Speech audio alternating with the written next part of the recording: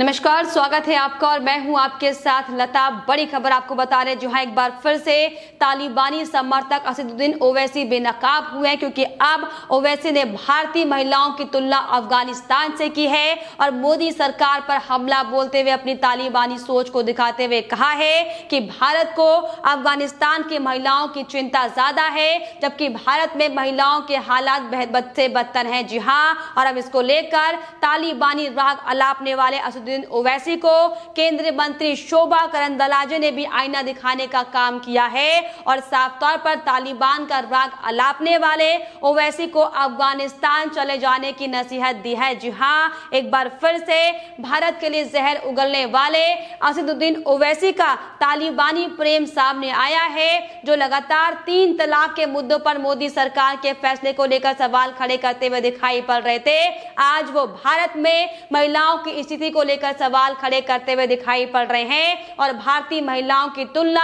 अफगानिस्तान में जो तालिबान के कब्जे के बाद से जो हालात वहां पर महिलाओं के बने हुए हैं, उन हालातों से तुलना करते हुए मोदी सरकार पर हालांकि निशाना साधते हुए दिखाई पड़े। लेकिन आपको बताते चले कि तालिबानी समर्थक ओवैसी को केंद्रीय मंत्री शोभा करंदलाजे ने भी आईना दिखाने का काम किया है। उन्होंने साफ तौर पर तालिबान का राग अलापने वाले असदुद्दीन ओवैसी को तब अफगानिस्तान जाने का रास्ता दिखाया है और नसीहत दी है कि वो जिस तरीके से भारत में बैठकर भारतीय महिलाओं को लगातार कोसने का काम कर रहे हैं, अफगानिस्तान में जो तालिबान की बर्बरता महिलाओं के ऊपर हो रही है उसका लगातार सपोर्ट किया जा रहा है, तो क्यों ना ओवैसी को अफगानिस्तान भेज दिया जाए। उन्होंने साफ तौर पर अफगानिस्तान भेजने की नसीहत देते हुए कहा है कि ओवैसी को अफगानिस्तान भेज देना चाहिए और वहां जाकर अपनी महिलाओं और अपने समुदाय की देखभाल ओवैसी कर सकते हैं। जी हाँ, क्योंकि जिस तरीके से लगातार एक के बाद एक असदुद्दीन ओवैसी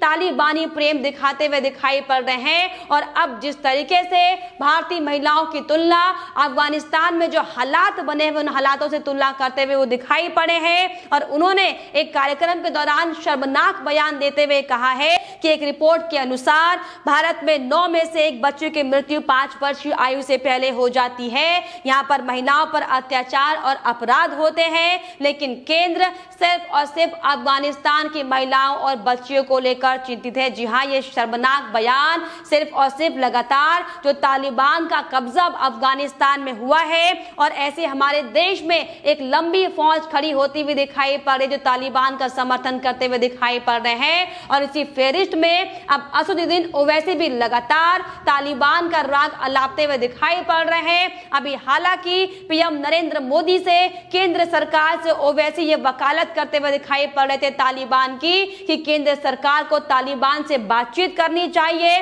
और मैंने कई साल पहले मोदी सरकार से लेकर जो तमाम उस समय तत्कालीन सरकारें भारत में थी उनसे भी आग्रह किया है कि तालिबान से हमें अपने संबंधों को बेहतर बनाना चाहिए और तालिबान की वकालत करते हुए ओवैसी दिखाई पड़े थे। और अब एक बार फिर से भारतीय महिलाओं की तुलना तालिबान में जो क्रूरता लगातार की जा रही महिलाओं से तुलना करते हुए दिखाई पड़ रहे हैं। लेकिन दरअसल आपको याद दिलाते चले कि ये वही AIMIM के नेता असदुद्दीन ओवैसी हैं जो लगातार 3 तलाक के मसले को लेकर इसका विरोध करते हुए दिखाई पड़ रहे थे। जब लगातार मुस्लिम महिलाओं पर 3 तलाक का जो अत्याचार लगातार इन समुदाय में होता आ रहा था, जब उसे हटाने के लिए महिलाओं को एकदम सुरक्षित करने के लिए मोदी सरकार की ओर से जो बड़ा फैसला लिया गया था, उस दौरान लगातार ओवैसी इस बुरे बिल का विरोध करते हुए दिखाई पड़ रहे थे और अब वही ओवैसी सिर्फ और सिर्फ मोदी सरकार पर निशाना साधने के लिए, सिर्फ और सिर्फ अपनी तालिबानी सोच को सबके सामने लाने के लिए अब मोदी सरकार के उठाए गए एक कदमों की निंदा करते हुए दिखाई पड़ रहे हैं। और जिस तरीके से मोदी सरकार की ओर से अफगानिस्तान की महिलाओं और बच्चियों पर जो बर्बरता की जा रही है उसकी जो चिंता जाहिर की जा रही है, किस तरीके से उन्हें बचाया जाए, किस तरीके से तालिबान के आतंक से अफगानिस्तानियों को लगातार वहां से फ्री किया जाए, इसको लेकर पूरी दुनिया इस पर रणनीति बनाने में लगी हुई है। तो हमारे देश में कुछ बैठे तथाकथित भारतीय नागरिक सिर्फ और सिर्फ तालिबान का राग अलापते हुए दिखाई पड़ रहे हैं। कभी तालिबान से बातचीत को लेकर वकालत की जा रही है तो कभी भारतीय महिलाओं की तुलना अफगानिस्तान में जो हालात बने हुए उन महिलाओं से तुलना करके मोदी सरकार को सिर्फ और सिर्फ धूमिल करने का काम तमाम नेता करते हुए दिखाई पड़े। लेकिन आपको बता बताते चले कि दरअसल इन पार्टियों की मानसिकता यही है और दरअसल यही बड़ी वजह है कि अब तक 70 सालों में सिर्फ और सिर्फ महिलाओं के साथ अत्याचार किया गया था।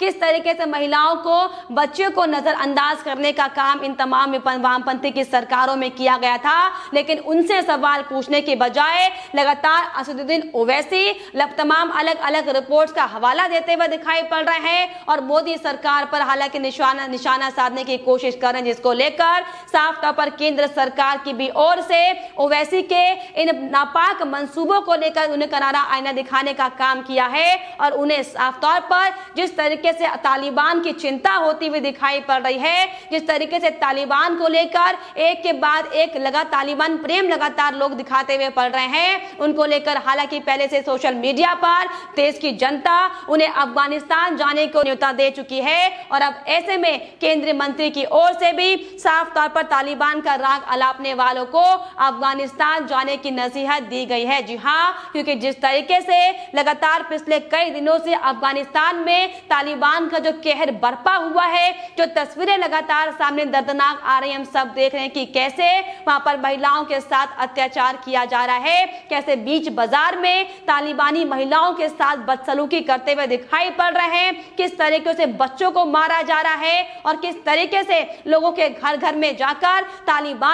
लोगों को तालिबानी सजा देते हुए दिखाई पड़ रहे। लेकिन इस पर सवाल उठाने की बजाय हमारे देश में बैठे कुछ तालिबान इंडियन वेरिएंट लगातार तालिबानियों का सपोर्ट करते हुए दिखाई पड़ रहे हैं, जिनमें इसके पहले हम तमाम रिपोर्ट्स भी आपको दिखा चुके हैं कि किस तरीके से असदुद्दीन ओवैसी के साथ साथ समाजवादी पार्टी के बड़े बड़े नेता, फिर चाहे वो शफीकुर रहमान हो, फिर चाहे वो बड़े शायर मुनव्वर राणा हो, किस तरीके से तालिबान के इस कब्जे को आजादी बताते हुए दिखाई पड़ रहे हैं, किस तरीके से तालिबान की नापाक हरकत को हमारे भारतीय स्वतंत्रता सेनानियों के उस जंग से जोड़ते हुए दिखाई पड़ रहे हैं, जिसमें हमारे देश को आजाद करने के लिए न जाने हमारे फ्रीडम फाइटर ने कितने जतन किए थे, कितने बलिदान दिए थे, लेकिन सिर्फ और सिर्फ अपनी मानसिकता का प्रमाण देने के लिए, अपनी तालिबानी सोच दिखाने के लिए लगातार अब ये इंडियन वेरिएंट तालिबानी एक के बाद एक निकलकर सामने आ रहे हैं। दरअसल यही बड़ी वजह है कि हमें, हमारे देश को, हमारी सरकार को, ये सरकार के पास एक बड़ी चुनौती है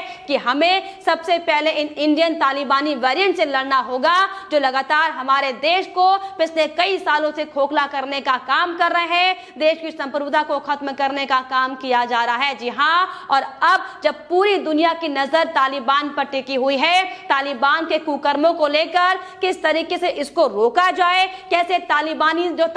जो हरकतें वहां पर लगातार की जा रही हैं, किस तरीके से उस पर विराम लगाया जाए, इस पर जब पूरा दुनिया चर्चा कर रही है, तो ऐसे में हमारे देश में बैठे कुछ भारतीय, तथाकथित भारतीय, सिर्फ और सिर्फ अपनी मानसिकता का प्रमाण देते हुए दिखाई पड़ रहे हैं और तालिबान का राग अलापते हुए लगातार तालिबान को सपोर्ट करने की तस्वीरें इन वामपंथियों की ओर से सामने आती हुई दिखाई पड़ रही है। जी हां, हालांकि ये कोई पहला बयान नहीं है। ओवैसी अभी हाल ही में पीएम नरेंद्र मोदी के खिलाफ मोदी सरकार को निशाना साधने के लिए ओवैसी अपनी मानसिकता को दिखाते हुए नजर आए थे। उन्होंने एक के बाद एक कई ट्वीट किए थे, जिसमें साफ तौर पर तालिबान से बातचीत करने को लेकर उनकी ओर से वकालत की गई थी और अपने पुराने कई सदन में दिए गए भाषणों को पोस्ट करते हुए ये याद दरअसल दिलाया गया था कि मैंने कई सालों पहले भी तालिबान से बातचीत करने का ऑफर दिया था, लेकिन हमारी तत्कालीन सरकारों ने इसे नजरअंदाज किया और हमारी सरकारें अभी संकट से निपटने की बजाय